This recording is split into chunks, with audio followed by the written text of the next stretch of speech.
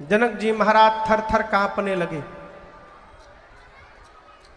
जिन जिन राजाओं से धनुष हिला तक नहीं था, एक राजा अपने बगल के राजा से बोले, तुम क्या जानते थे हम तोड़ नहीं सकते थे?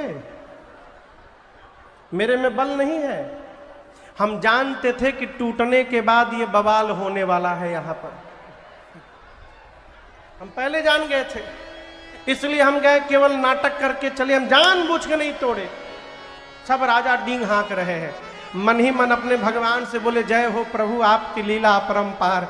अब पता चला आपने हमसे क्यों नहीं तोड़वाया, यदि हम तोड़े होते ना तो आज ही बाबा जी हमको तोड़ देते।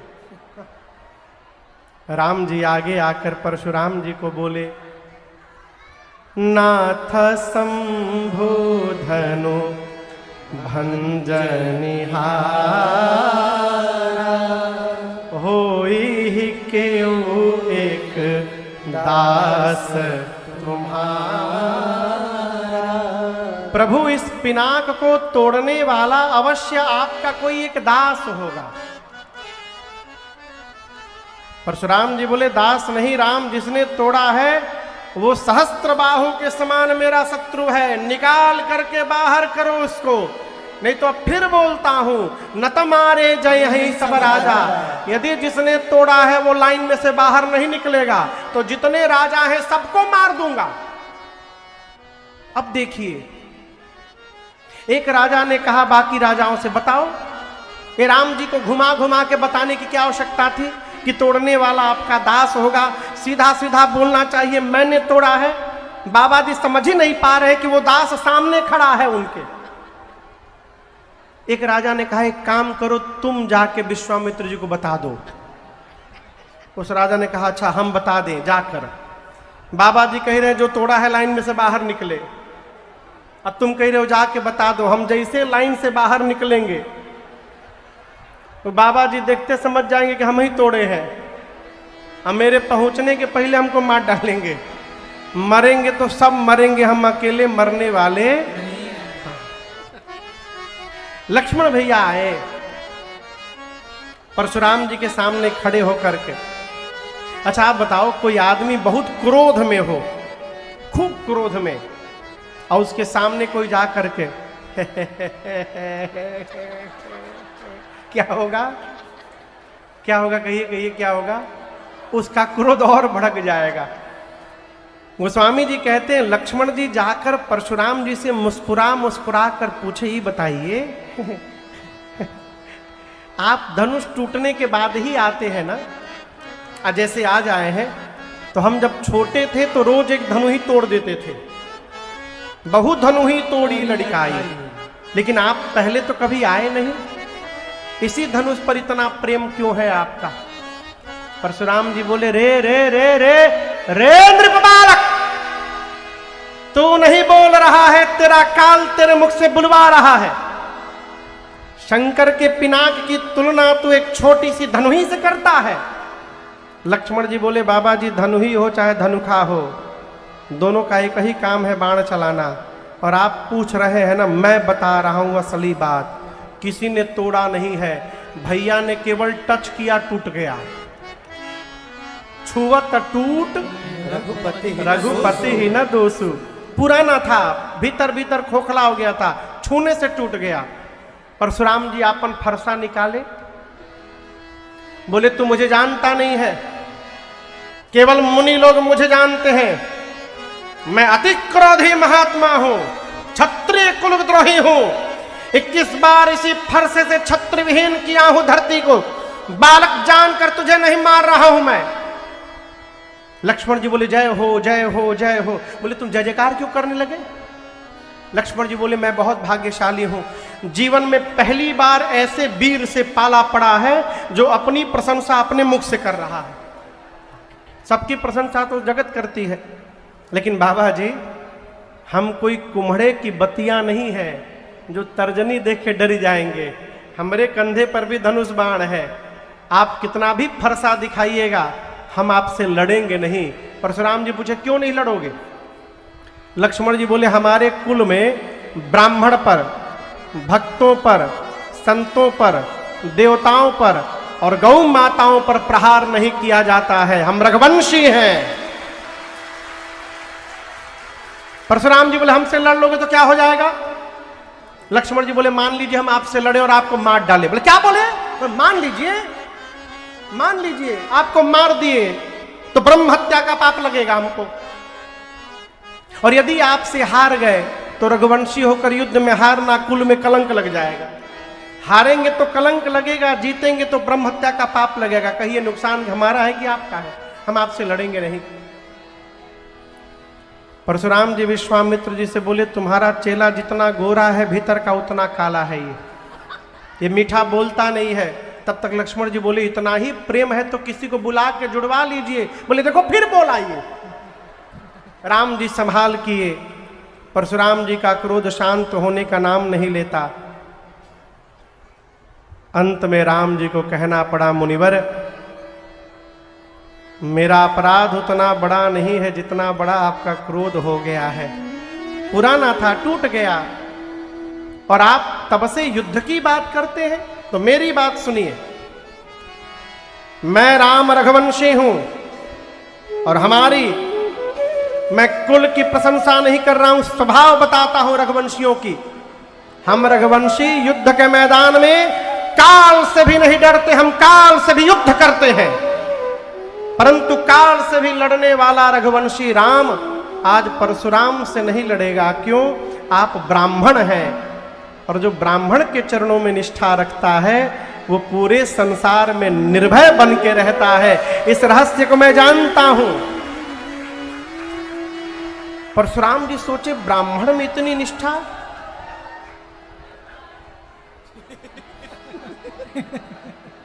दिखाइबे मत करे ने।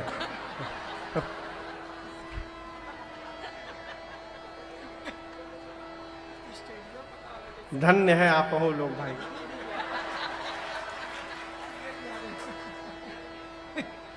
परशुराम जी परिचय लिए भगवान का, और जैसे पता चला ये तो साक्षात ब्रह्म है।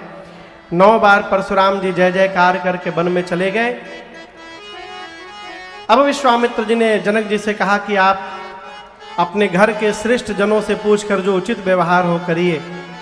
रचना बनी, दूतों को पत्र देकर अयोध्या भेजा गया जिससे महाराज दशरथ बारात लेकर आवे, और अयोध्या में गुरुदेव भगवान ने बारात निकलने का मुहूर्त बता दिया। विवाह का मुहूर्त नहीं बना है, बारात किस दिन निकलेगी इसका मुहूर्त बना है। बारात सजने लगी हो। कौन कौन बाराती बन के आज आया है? हम बाराती में कहे हाथ नीचे करिए। और सीता मैया की ओर से कौन कौन है घराती? एक आध दोनों में हाथ उठाइएगा।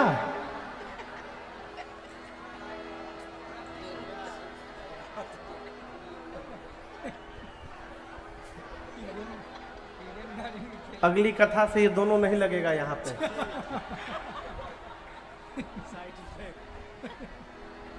समझ में आई बात? हाँ, अगली कथा से ये दोनों हाई जान।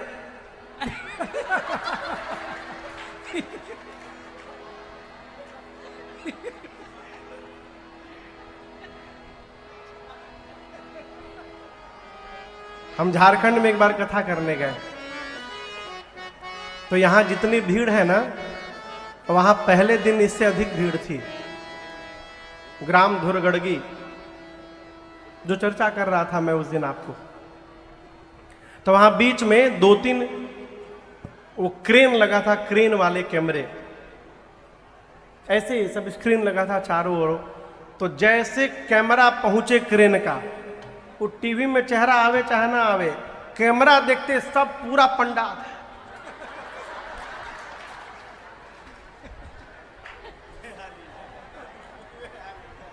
धन्य है। तो बारात सज गई। सुंदर रथ पर गुरुदेव भगवान को बिठाकर बगल के रथ पर महाराज स्वयं बैठे, भरत भैया शत्रुघ्न भैया अपने अपने अश्व पर बैठे। पूरी अयोध्या के लोग अपने अपने वाहन पर सज कर तैयार हो गए। नगाड़े वाद्य बजने लगे, बारात चली, शंख ध्वनि भई। भोजपुरी में सुने हैं कि हिंदी में सुनना है?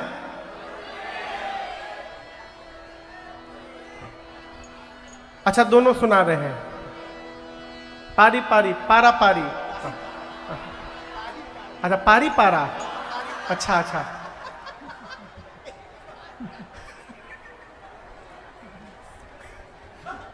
हमारी गांव में पारा पारी होता है, भदोही में पारी पारा।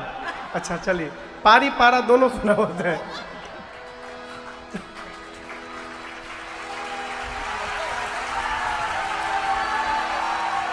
अरे अवधा नगरिया से, अवधा नगरिया से, अरे चलली बरियतिया है, सब भांति मनोहर, यह बारात सब भांति केवल एक कमी है, नहीं दुल्हा है साथ अवध से मिथिला, नहीं दुल्हा है साथ अवध से मिथिला। श्री राम जी की अजब बारात अवध से मिथिला चली।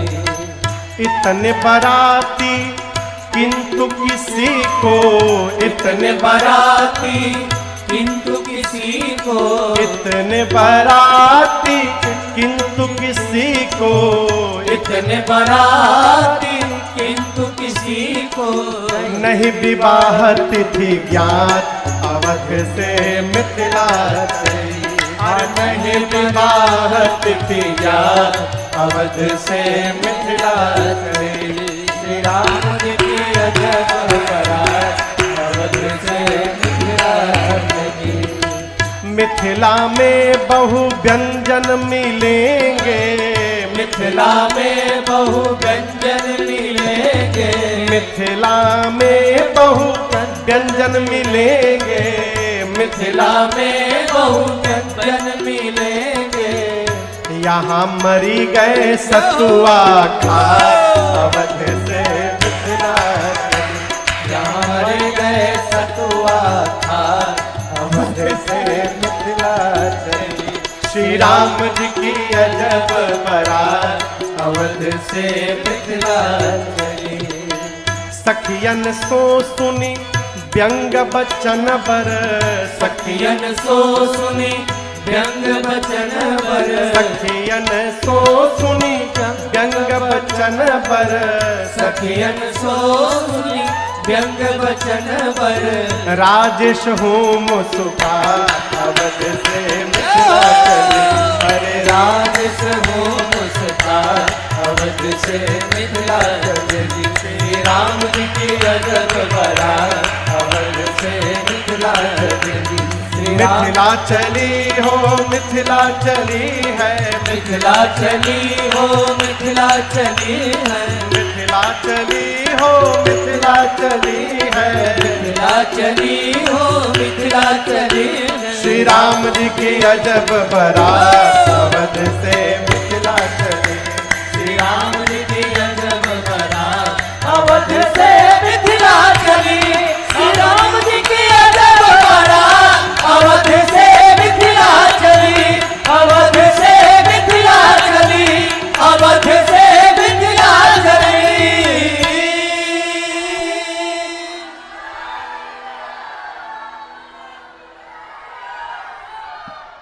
बारात पहुंच गई, बैठ जाइए, बारात पहुंच गई।